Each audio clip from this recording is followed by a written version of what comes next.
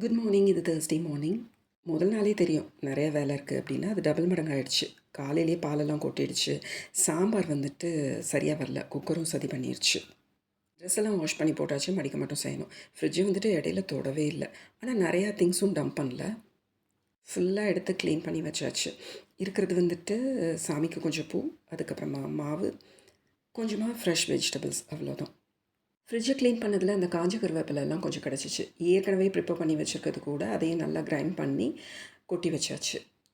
ஏற்கனவே daily collect பண்ண அந்த வெங்காயத்தூள், அப்புறம் பூண்டு தூள் அதெல்லாம் இருந்தது. அதையும் சேர்த்து அரைச்சி நல்லா பவுடர் பண்ணி பெரிய பாக்ஸில் ஸ்டோர் பண்ணி வச்சாச்சு. 15 டேஸ் ஒன்ஸ் பிளான்ஸ்க்கு வெறுமை கம்போஸ்ட் போடுவேன். இடையில இந்த பவுடரையும் சேர்த்து மிக்ஸ் பண்ணி விடுவேன். அடுத்து ரொம்ப தாகமாக இருந்தது. லெமன், புதினா, வெல்லமெல்லாம் போட்டு வந்துட்டு ஜூஸ் பண்ணுவேன். இன்றைக்கி புதினா மிஸ்ஸிங். ஜூஸை குடிச்சிட்டு அதுக்கப்புறமா லக்ஷ்யா ரூமை க்ளீன் பண்ண வந்தாச்சு. மேக்ஸிமம் 2 to 3 டேஸ் அதுக்கு மேலே விட்டோம் அப்படின்னா ரொம்ப டஸ்ட் வந்துட்டு ஃபார்ம் ஆகிடும். அதனால எல்லாமே தொடச்சி க்ளீன் பண்ணி அந்த வேலையை பார்த்துட்டு இருந்தேன். டெய்லி ரொட்டீனில் வந்துட்டு இதுதான். காலையில் சீக்கிரமாக எழுந்திரிச்சு ஃபஸ்ட்டு வேலை வந்துட்டு க்ளீனிங். அந்த 12 வரைக்கும் பார்த்துட்டு 12க்கு மேலே சமைக்க ஆரம்பித்தா கூட லன்ச் ப்ரிப்பேர் பண்ணிடலாம். இல்லை ஏர்லி மார்னிங் எழுந்திரிச்சு லன்ச்சை ப்ரிப்பேர் பண்ணிவிட்டு அதுக்கப்புறமா க்ளீனிங். இந்த 2 தான் மாற்றி மாற்றி வரும். மோஸ்ட்லி லக்ஷனா ரூமை வந்துட்டு எனக்கு க்ளீன் பண்ணவே விட மாட்டாள். ஏன்னா ஒரு இது கொஞ்சம் மாற்றி வச்சிட்டேன் அப்படின்னாலும் இது இப்படி இல்லை அப்படி இல்லை அப்படின்னு சொல்லிகிட்டே இருப்பாள். இந்த இடத்துல நான் பிளான்ட் கொண்டு வந்து வச்சுருந்தேன். பிளான்ட் எனக்கு வேண்டாம் அப்படின்னு சொல்லிட்டு வெளியில் கொண்டு போய் வச்சிட்டா. ஏன்னா கொசு, பூச்சி இதெல்லாம் வந்துடுமா. க்ளீன் பண்ணிவிட்டு பெட் ஸ்ப்ரெட்டையும் எடுத்தாச்சு சேஞ்ச் பண்ணுறதுக்காக. அதுக்கப்புறமா பெருக்கிட்டு ஆஃப் பண்ணியாச்சு. இந்த ரூமை ஃபுல்லாகவே நல்லாவே க்ளீன் பண்ணியாச்சு. நான் வந்துட்டு ஒவ்வொரு ரூமாக தான் பண்ணேன், பிரேக் எடுத்து வேலை முடிக்கணும்னு எல்லாம் ஒரே நேரத்தில் பண்ண முடியாது. நான் கொஞ்சம் நேரம் பால்கனிக்கு போவேன், என்னோடய பிளான்ஸ் எல்லாம் பார்ப்பேன், அப்புறம் வந்து கண்டினியூ பண்ணுவேன். நாளைக்கு வந்துட்டு வெள்ளிக்கிழமை இல்லை, அதனால் சாமியெல்லாம் கும்பிடணும். ஒரு 1 வீக்குக்கு நான்வெஜ் எல்லாம் சாப்பிடாம விரதம் இருந்துக்கலாம் அப்படின்னு சொல்லிட்டு அதனால தான் க்ளீன் பண்ணிகிட்ருக்கேன்.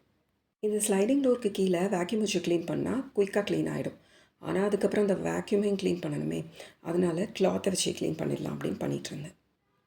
இந்த வேலையெல்லாம் முடிச்சுட்டு அதுக்கப்புறமா ஈவினிங் மேலே இது வந்துட்டு லக்ஷனா ஆர்கனைஸ் பண்ணி வச்சுருக்கா. செயின், ரிங்கு, ஸ்டட்டு, ப்ரேஸ்லெட் எல்லாமே ஒரே இதில் கம்ஃபர்டபுளாக தான் இருக்குது. ஆனால் கொஞ்சம் செப்பரேட் பண்ணி ரிங்ஸ் தனியாக, அப்புறமா செயின் தனியாக அந்த மாதிரி ஆர்கனைஸ் பண்ணலான்னு சொல்லிட்டு எடுத்து வச்சு பார்த்துட்டு இருந்தேன்.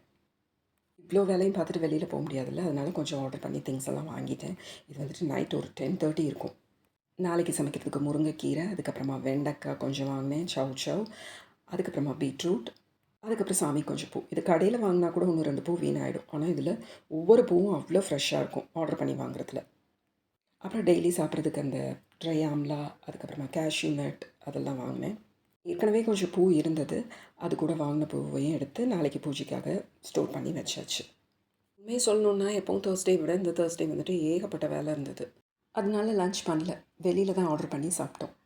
இன்றைக்கி பூஜை வேலை கிடையாது, மெயினாக குக்கிங் கிடையாது, ஒன்லி க்ளீனிங். மற்ற வேலைலாம் பார்க்காம க்ளீனிங் மட்டும்னா அவ்வளோ பீஸ்ஃபுல்லாக இருக்கும் எனக்கு.